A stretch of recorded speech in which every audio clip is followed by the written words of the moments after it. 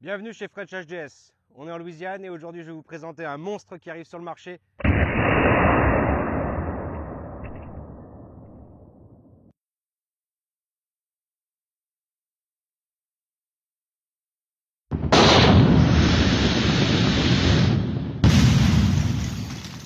460 Magnum. Cette version-là donc va exister en 10 pouces. Hop. Voilà, cette version-là va exister en 10 pouces.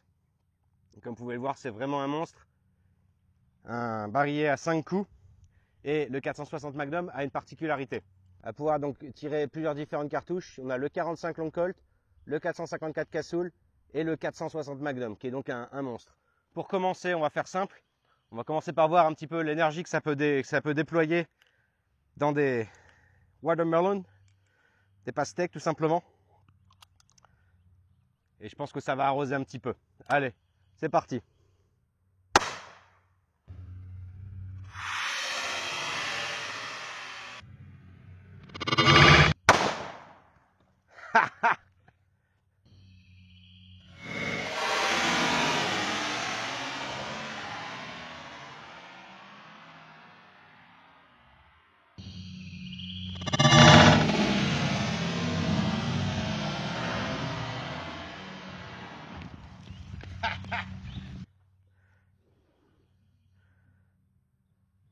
Et maintenant le 460, je vous préviens, à mon avis ça va éclabousser.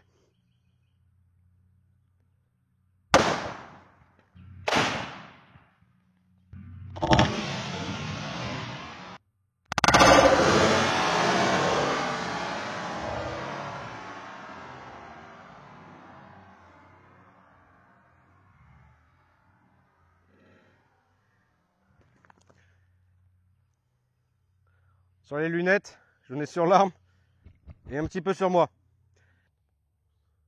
Maintenant qu'on a tiré les 3 pastèques, je vais quand même vous montrer celle qui est restée à moitié en vie.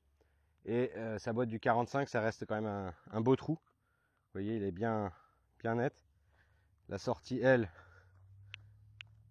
comme il faut. Et là, on est sur une munition qui est simplement en plomb. Eh bien écoutez, on va continuer à voir un petit peu ce que ça donne au tir. On a monté aujourd'hui sur cette arme-là donc une lunette Buris qui est faite pour les armes de poing. Et celle-ci donc elle permet d'avoir un grossissement de 2 à 7 par 32. On va pousser le tir un petit peu aujourd'hui jusqu'à 100 mètres pour se faire plaisir. Les quelques reviews que j'ai pu voir sur internet pouvaient monter jusqu'à 300 mètres. Mais je suis sûr qu'on peut même tirer plus loin pour les meilleurs d'entre nous. Voilà. Rapidement, donc le terme Ragging Bull, c'est une série de chez Taurus. Cette série est notamment déployée dans plusieurs calibres, sachant que le plus petit sera du 357 Magnum. On passe du 357 au 44. On a le 454 Casoul, le 460 Magnum qui est là et qui se déploie en calibre avec un canon de 10 pouces. Et enfin, on a le 500 de chez Smith qui est aussi disponible. À part celui-ci, les autres se déploient de 5 pouces à 8 pouces 3 quarts si je ne me trompe pas. Pour les Français, normalement, cette gamme arrivera en France cet été. On n'a pas de prix, on n'a pas de disponibilité exacte aujourd'hui, mais c'est ce qu'on a. Voilà. Eh bien écoutez, on va passer à autre chose, maintenant on va tirer. Ragging Hunter en français, ça veut dire le chasseur engagé. Donc Taurus met directement l'appellation au cœur du marketing, notamment pour les chasseurs. Aux États-Unis, on peut chasser à l'arme de poing. Et ce type d'arme est utilisé régulièrement aux États-Unis pour de la chasse, tout ce qui est au cerf, mais on peut aller même jusqu'à du très gros gibier, notamment de l'ours ou des choses comme ça. Alors en France, vous me direz, c'est pas le cœur marketing de Taurus. Oui et non. Étant donné la longueur du canon et les possibilités qu'on peut déployer avec une lunette dessus, ce genre d'arme peut être intéressante pour les disciplines de silhouette mécanique, notamment où on peut tirer jusqu'à 300 mètres à l'arme de poing. Et du coup s'y prête parfaitement pour le marché français. D'autant plus que la silhouette métallique en France, ce sont des cibles qui représentent des animaux. Donc parfait pour un chasseur enragé. Maintenant, bien entendu, on n'est pas tous chasseurs, on ne fait pas tous du tir sur silhouette mécanique. Et bien on peut aussi se faire plaisir. Un bon calibre à l'américaine comme ça, avec un calibre qui donne vraiment des sensations, ça fait plaisir. Donc l'avantage de ce type d'arme et de calibre, c'est qu'on peut donc, comme on a pu le voir avec les pastèques, proposer des calibres différents et donc des sensations différentes. On va commencer donc avec du 45 Long Colt qui est en 250 grains. On va passer ensuite à du 454 Casoul qui est aussi en 250 grains sans plomb, et donc c'est une munition qui est totalement à tête creuse. Voilà, la tête creuse rentre même plus loin que la douille ici.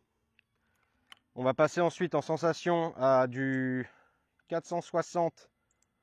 Alors on va faire le 460 en 325 grains, donc balle plomb.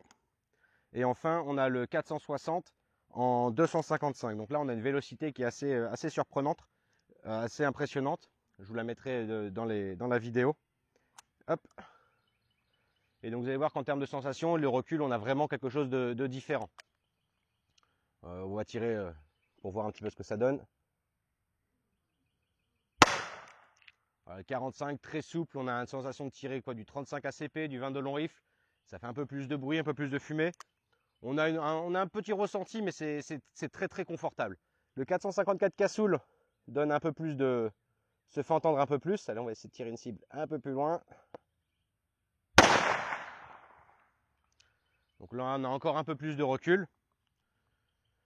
Ça se tient très bien. On va passer au 460 Magnum en 325. Donc là, on a un projectile lourd qui va être un peu plus lent, mais qui donne quand même de la sensation.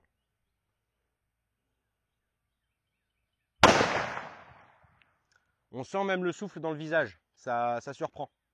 On sent pas dire des retours, mais on sent quelque chose. Et là, enfin, donc le 460 en 255 grains. Donc là, on a une balle qui est beaucoup plus véloce. Le tir va être beaucoup plus sec. Pour donner une sensation à ceux qui ont déjà tiré au 500 Magnum, c'est très différent. La sensation est, je trouve, un peu plus dure même que le 500 Magnum. Le 500 Magnum, on a vraiment une sensation de boum, quelque chose de lourd, de puissant. Là, le 460 en balle légère en 255 grains, on a vraiment comment ça s'appelle, on a comme un choc électrique. Voilà, c'est très violent, court. C'est vraiment une sensation particulière. Allez.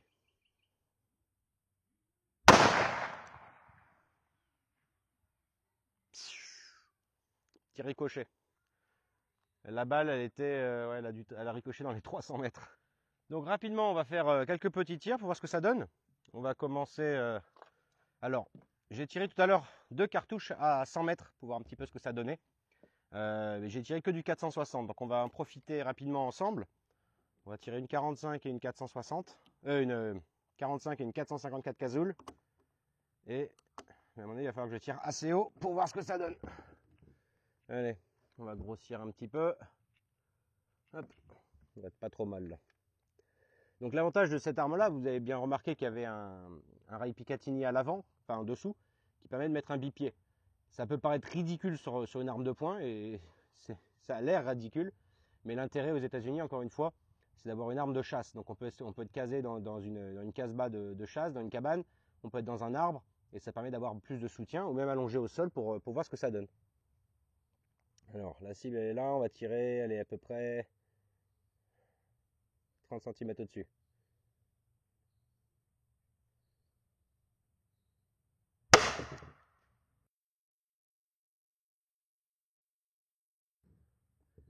Je suis passé juste au-dessus.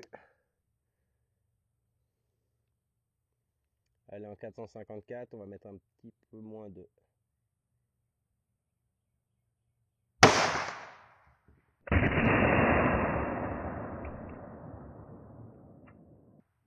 Juste en dessous. On va réessayer. «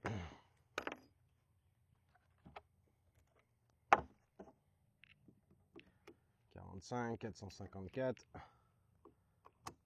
Alors en 45, on a tiré au-dessus, on va viser poil dessous.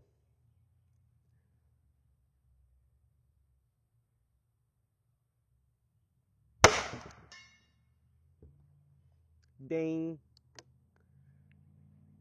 Elle est en 454. Merde, la cible s'est mise de travers. Ah, ça y est.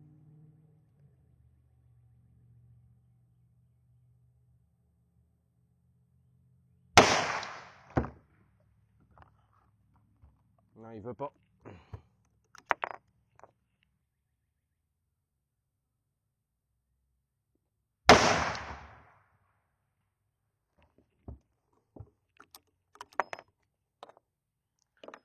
Alors étonnamment, les balles les balles de HSM, elles ont un peu de mal à sortir. Je sens qu'en fait il y a tellement de pression que la douille doit s'écarter un petit peu. On va réessayer.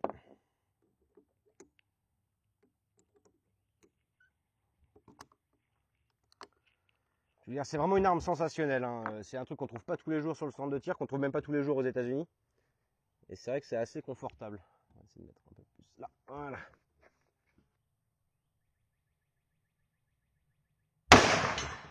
Ding.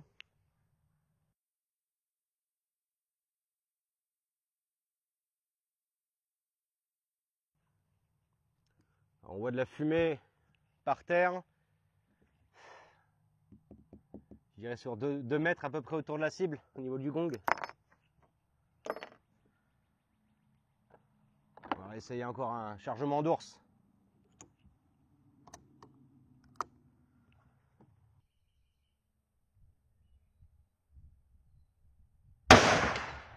Ding.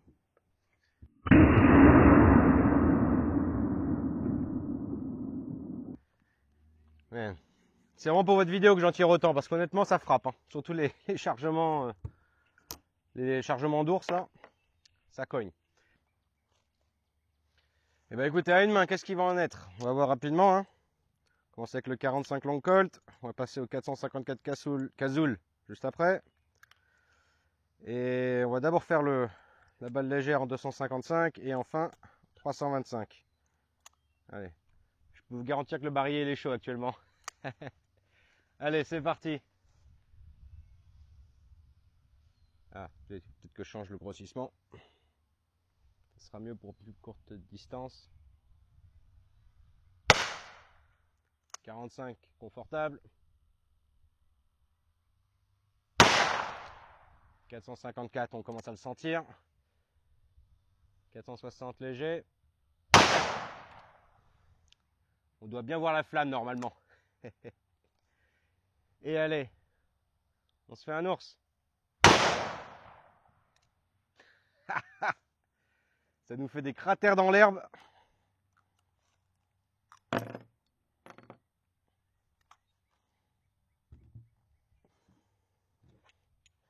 Alors, donc par rapport à la sensation, hein, donc là, vous avez vu les phases de tir, ce que ça donne.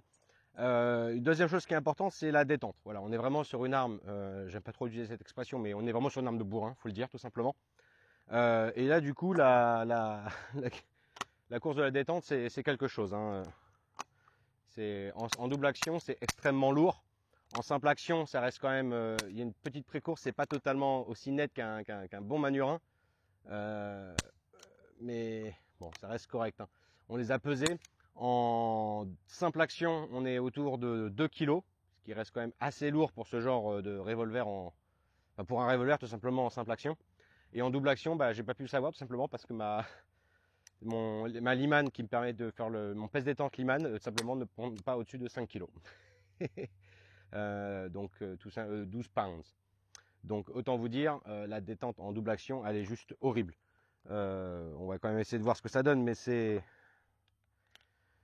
à la maison, en tout cas sur papier, c'est pas ce qu'il y a de mieux. Voilà. Après, pour être honnête, hein, avec une arme posée au sol, la double action, c'est pas terrible, hein, tout simplement. Vous voyez, vous allez voir vraiment une course qui est assez longue. On sait pas tellement quand est-ce que ça va arriver. Donc c'est pas,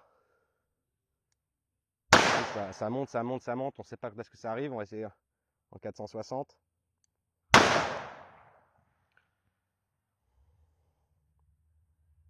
Alors l'avantage, une petite chose, l'avantage en fait de cette lunette là, c'est que, alors au début j'avais un petit peu peur parce elle commence en x2, il n'y a pas de x1, donc j'aime bien normalement avoir une lunette qui, on va dire, qui me sert de point rouge, mais en tirant les deux yeux ouverts en x2, honnêtement ça gêne pas du tout, et on arrive quand même à garder une belle vision de la cible.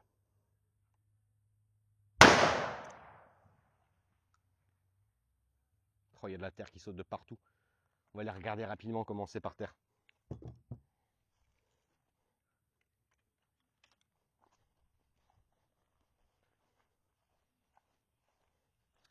Voilà, vous avez les trous de 460 ou de 457, de 454 cassoul, je sais pas trop. Et vous pouvez voir que les trous sont quand même assez impressionnants. vous avez retrouvé ici une petite, un morceau d'un de nos amis qui est arrivé jusqu'ici. Donc on est à peu près à quoi? Bonne quinzaine de mètres. Eh bien écoutez, j'espère que cette vidéo vous a plu. Moi j'ai pris un grand plaisir. C'est une arme que je vais garder à la maison, tout simplement parce que c'est un délire. Et il faut savoir se faire plaisir de temps en temps. Sur ce, je vous souhaite une très bonne journée. Je vous dis à très bientôt en Louisiane pour de nouvelles aventures. N'oubliez pas que le tir est une passion et qu'on est là pour la partager. À bientôt.